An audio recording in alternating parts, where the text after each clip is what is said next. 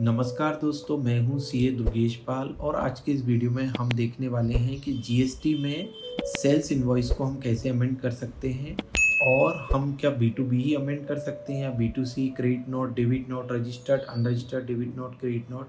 तो इस वीडियो के माध्यम से हम ये सारी इन्फॉर्मेशन देखने वाले हैं। सबसे पहले आप अपना जीएसटी का लॉगिन कर लीजिए और आप अपना जो भी इनवॉइस को अमेंड करना चाहते हैं उसकी डिटेल आपके पास होनी चाहिए। जैसे इनवॉइस नंबर आपके पास होना चाहिए मेनली, तो इनवॉइस डेट, पार्टी का नाम और जो चेंजेस करने चाहते हैं आप वो डिटेल भी आपके पास होना चाहिए। लेट सपोज हम फरवरी मंथ में हमने कोई सेल्स इनवॉइस चढ़ाया था जिसमें कुछ गलतियां हुई थी। लेट सपोज हो सकता है कि बिल नंबर की गलती हो, अमाउंट की गलती हो गई, डेट की गलती हो गई या जीएसटी नंबर ही गलत चढ़ा दिया, तो मार्च में उसे अमेंड कर सकते हैं। तो हम मार्च का रिटर्न को ओपन करेंगे, GSTR1 पे जाएंगे, GSTR1 पे जाएंगे। उसके बाद सिंपली हमको क्या करना है, स्क्रॉल डाउन करना है और स्क्रॉल डाउन पे आप देखेंगे अमेंडमेंट रिकॉर्ड डिटेल है। अब यहाँ पे आपको पता चल जाता है कि इतनी डिटेल आप अमेंड कर सकते हैं। वो क्या है, B2B इनवॉइस कर सकते हैं, B2C लार्ज, B2C स्मॉल मतलब छोटे इनवॉइस, अमेंडमेंट एक्सपोर्ट इनवॉइस में हो सकता है, amendment debit note, credit note, registered, unregistered पे हो सकता है, एडवांस आपको कुछ रिसीव हुआ है उसमें टैक्स लायबिलिटी थी उसमें अमेंड हो सकता है, amendment of adjustment of advance में हो सकता है, ई कॉमर्स सप्लाई का अमेंडमेंट कर सकते हैं और अमेंडमेंट सप्लाई अंडर सेक्शन 9(5) में कर सकते हैं, राइट। तो हम B2B की बात करते हैं पहले। इसके लिए आपको लगेगा इनवॉइस नंबर। जैसे ही आप यहाँ पे इनवॉइस नंबर पंच कर देंगे तो इनवॉइस नंबर यदि करेक्ट है तो वो इनवॉइस आपको शो कर देगा। ये प्रीवियस रिटर्न में आपने ये डिटेल डाली हुई थी। अब आप इसमें क्या क्या चेंज कर सकते हैं, रिसिपेंट का जीएसटी नंबर चेंज कर सकते हैं, इनवॉइस की डेट चेंज कर सकते हैं, इनवॉइस बिल का नंबर चेंज कर सकते हैं, इनवॉइस वैल्यू चेंज कर सकते हैं और प्लेस ऑफ सप्लाई चेंज कर सकते हैं। साथ ही साथ आप टैक्सेबल वैल्यू और रेट ऑफ टैक्स जो है, जीएसटी का रेट है वो चेंज कर सकते हैं आप यहाँ पे, राइट। तो ये होगी B2B की बात। अब आपका इसी प्रकार से B2C लार्ज इनवॉइस आपने कुछ डाला होगा तो आप यहाँ से कर सकते हैं, ठीक है। अमेंडमेंट B2C लार्ज जब डालते हैं तो इसमें इनवॉइस नंबर मांगता है तो वो आपको डालना है, वो अमेंड आप कर सकते हैं। आगे चलते हैं हम। अब आप अमेंडमेंट ऑफ एक्सपोर्ट इनवॉइस भी यहाँ से कर सकते हैं, सिर्फ इनवॉइस नंबर डालना है। जो जो फील्ड को आप अमेंड कर सकते हैं उसमें आपको एडिटेबल आ जाएगा। जो चीज़ ऑटो फिल आएगी जिसमें अमेंड नहीं कर सकते वो लॉक रहेगी। बहुत ही सिंपल है, ठीक है। इसी प्रकार से हम देखते हैं कि आपको debit note, credit note, registered का ऑप्शन मिल जाता है। बस debit note, credit note number आपको डालना है तो आप वहाँ पे जो B2B में जो अमेंडमेंट देता है वो सारे अमेंडमेंट यहाँ पे आपको मिल जाएंगे। जैसे डेट हो गया, invoice, debit note, credit note number हो गया, है ना, और GST नंबर हो गया, ये सब चेंज कर सकते हैं। इसी प्रकार अनरजिस्टर्ड जो क्रेडिट नोट, डेबिट नोट है वो, B2C स्मॉल जो इनवॉइस होते हैं वो, और सिमिलरली आगे का अमेंडमेंट आप कर सकते हैं। इसमें सिंपल लॉजिक ये है कि जो फील्ड को वो लिखने दे रहा है, जहाँ पे आप कुछ चीज़ लिख सकते हैं वो अमेंड किया जा सकता है और जो ऑटो फिल है, जो लॉक है, उसमें अमेंड आप नहीं कर सकते।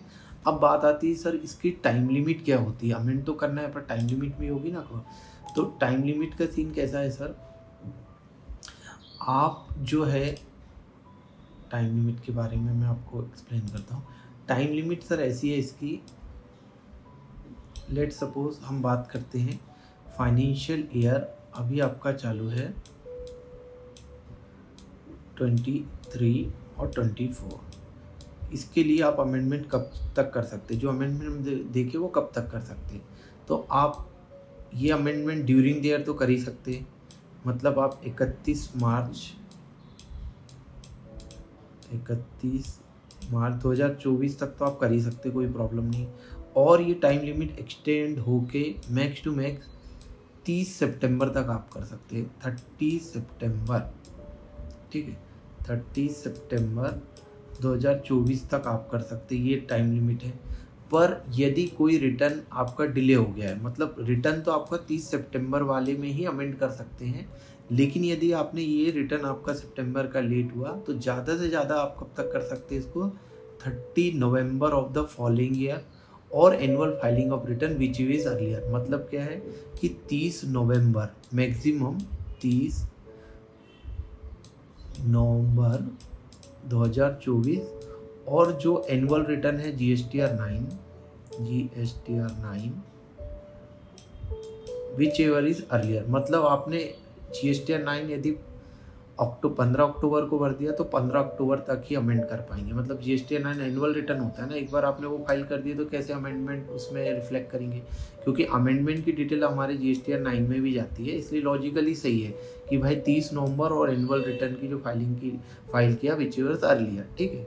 लेकिन रिटर्न हमारा कौन सा अमेंड हो सकता है, कहाँ तक, 30 सितंबर। आप अक्टूबर के रिटर्न में आप बोलेंगे सर मेरा अक्टूबर के रिटर्न में अमेंड कर सकता हूँ 2024 के, क्योंकि ये तो 30 नवंबर के पहले नहीं, रिटर्न आपका सितंबर ही होगा। यदि आपने फाइल नहीं किया तो मैक्सिमम आप उसको 30 नवंबर तक फाइल करके सितंबर तक के रिटर्न में ही कोई भी अमेंडमेंट आप 23-24 के कर सकते हैं। मतलब 23-24 के बिल में आपको कोई अमेंडमेंट करना है तो वो सितंबर 2024 तक के रिटर्न में आपको करना होगा। मैक्सिमम उसकी टाइम लिमिट है 30 नवंबर 2024 और GSTR 9 annual return filing which ever is earlier, क्योंकि अमेंडमेंट से रिलेटेड सारी डिटेल GSTR 9 में जाती है। तो ये हो गई आपकी ड्यू डेट।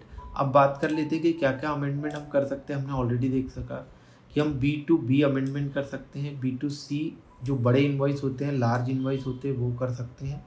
उसके बाद एक्सपोर्ट इन्वॉइस कर सकते हैं, मतलब इंपोर्ट एक्सपोर्ट का आपका काम है तो एक्सपोर्ट इन्वॉइस जो है वो आप यहाँ पे अमेंड कर सकते हैं। आप debit note, credit note registered tax payer का कर सकते हैं, आप debit note, credit note unregistered का कर सकते हैं। B2C स्मॉल इन्वॉइसेस कर सकते हैं, इनमें इन्वॉइस नंबर होता है, इसमें नहीं होता। उसके बाद आप एडवांस रिसीव में टैक्स लायबिलिटी और एडवांसेस में